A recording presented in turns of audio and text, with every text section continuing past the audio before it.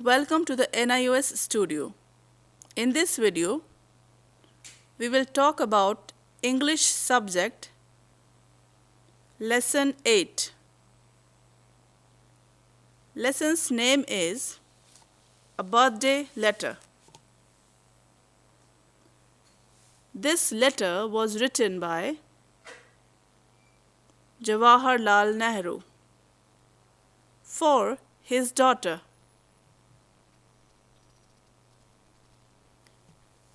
Before continuing further,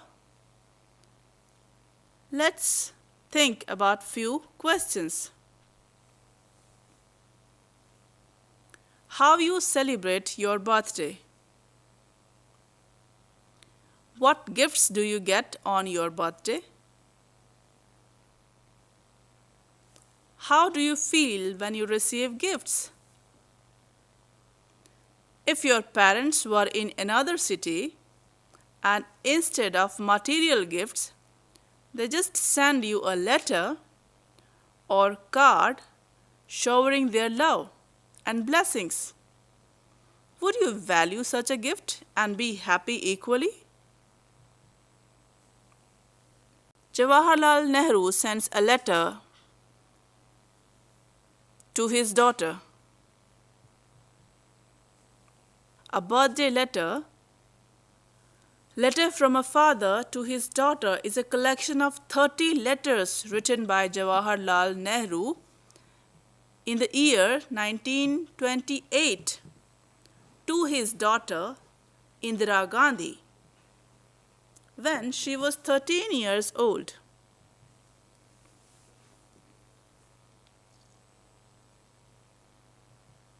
Though through these letters, he tried to teach her about natural history and the story of civilization.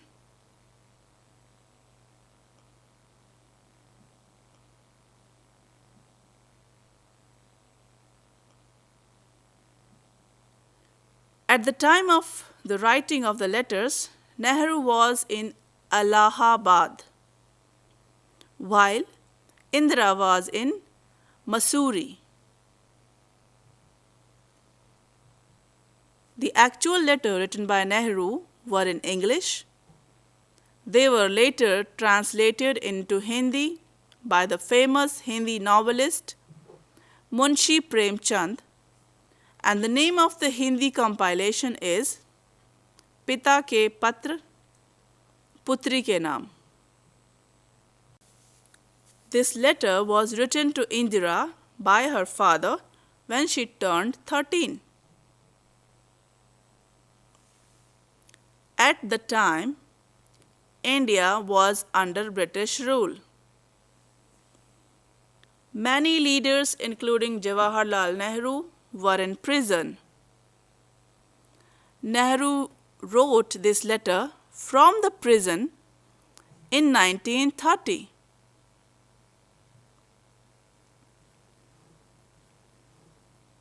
This is a picture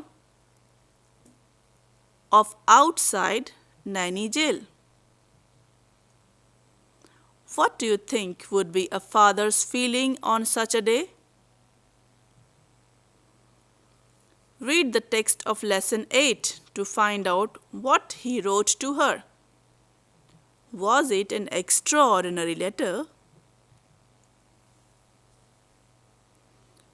Nehru addresses his daughter and explains his reason for not being able to send any material gift on her birthday. Instead, he writes a letter to send his wishes and blessings.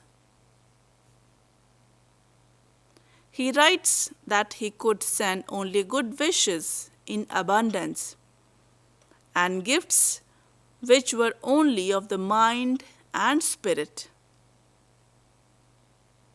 however high, could stop such gifts from reaching her.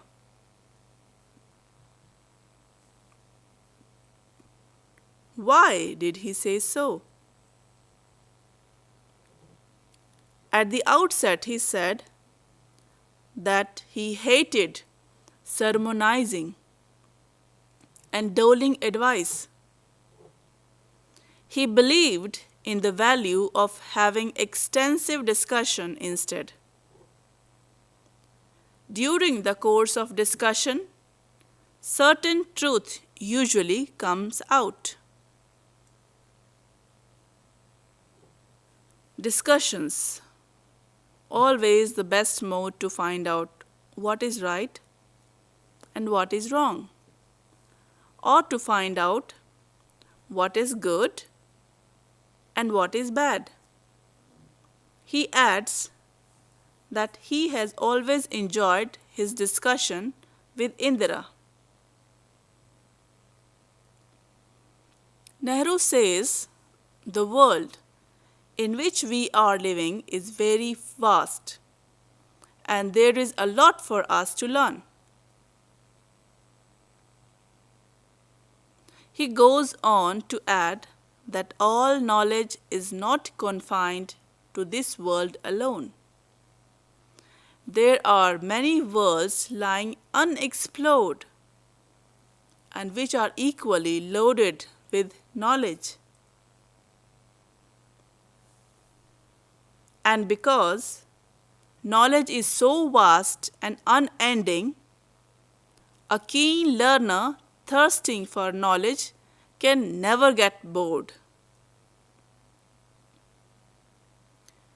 There can never be a situation where one can say that he or she has acquired all the knowledge. A letter is a one-sided affair, whereas a talk is a face-to-face between two people. But presently, Nehru would have to make do a letter only. He said that through this letter, he was going to give her many suggestions and ideas which could serve as a food for thought for her to dwell upon and ponder over for a long time. If we were to go through the world's history, we would come to know that every nation at one time or the other faced difficult times.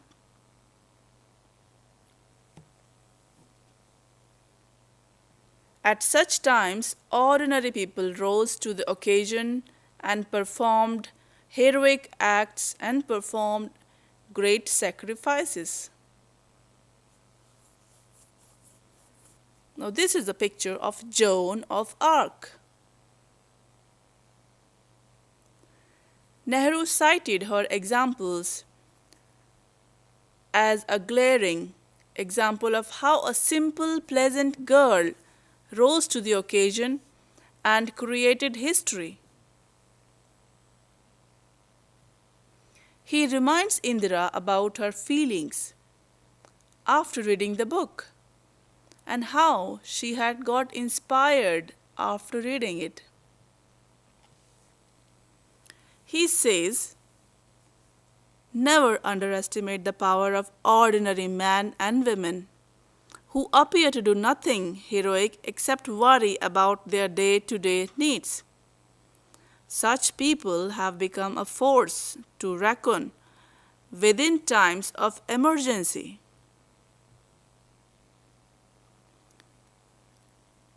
Nehru goes on to talk about a leader who loved his people and wanted to remove sufferings from their lives.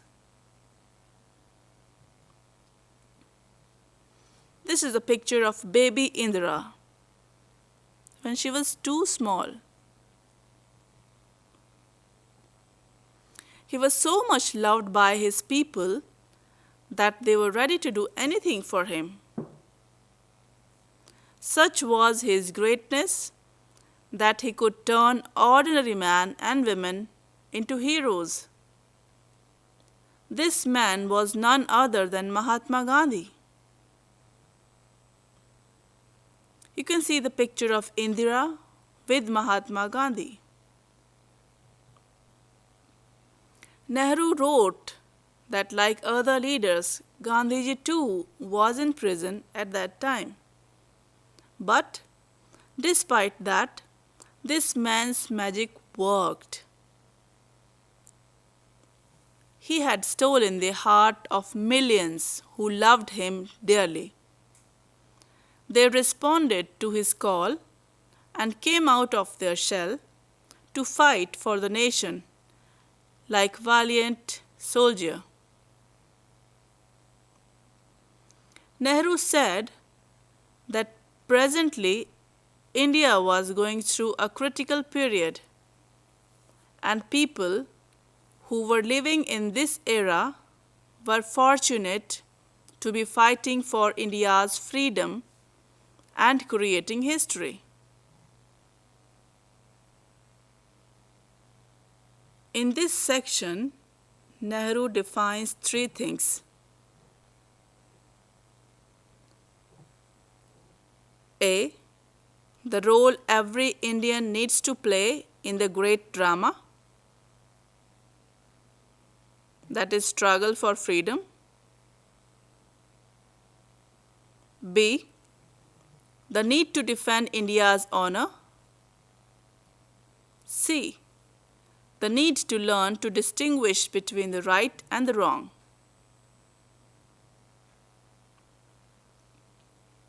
In his letter, Nehru goes on to tell Indira that if we have to act as India's soldier, then we need to respect its honor. This honor is nothing but sacred trust. During the course of fighting for one's honor, there could be times when one is confused. How to find out what is right or wrong? A simple test. At such times, one just needs to apply a simple test. Never to do anything in secret or do anything which you wish to hide. Fear is a bad thing. When we are tempted to hide something, it means we are afraid of something. And fear is bad because it is unworthy of human being. So, be fearless. Don't worry about the consequences. Nehru reiterates the need to be brave and fearless in every situation. One should not worry about the consequences. Having done what is right, let the rest follow. Under Bapuji's leadership, there is no allowances for secrecy or hiding. Nehru's advice to his daughter is that one should work in the sun and the light, that is, meaning to say, one should be transparent in whatever one does. There should be no need to hide anything.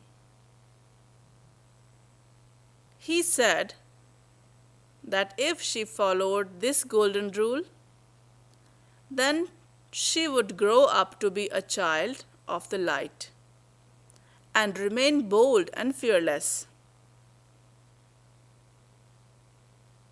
In turn, this quality will help her stay calm and unruffled through any difficult circumstances.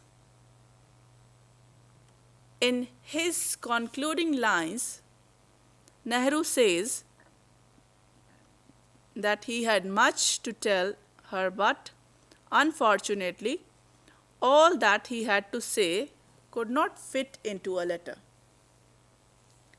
He ends his letter by blessing and wishing her that she grows up to be a brave soldier committed to India's service. Nehru wrote this letter to Indira, his daughter. If your parents were to wish you on your birthday through a letter, What do you think they would write? How would this letter be different from theirs? Let us now know something about Joan of Arc. Joan of Arc was a simple, pleasant girl living in New Orleans. It was in France. At a time when France and England had declared 100 Years' War. She was very pious Roman Catholic. Once she had a vision which commanded her to rescue France from English domination and set Charles VII on throne. She installed Charles VII on throne. This emboldened the French to fight the British. Unfortunately, the rival faction group convinced. Unfortunately, a rival faction group connived with British and helped them to capture her. On 23rd May 1430, she was captured by a faction group which was allied to the English forces.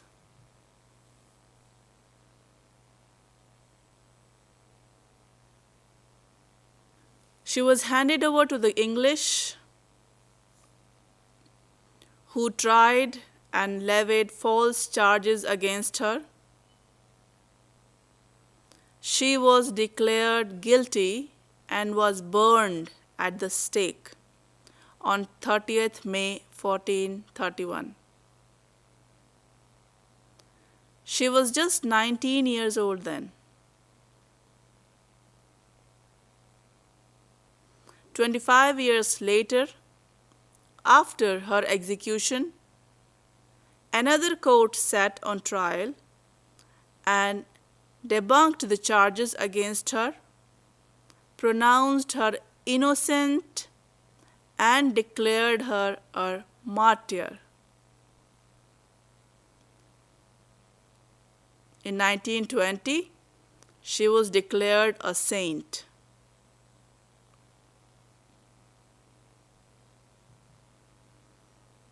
This is the picture of Indira.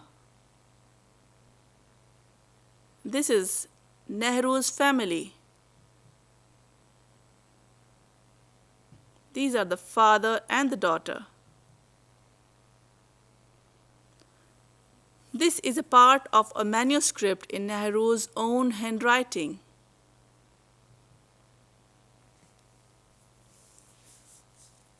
If your parents were to wish you on your birthday through a letter, what do you think they would write? How would this letter be different from theirs?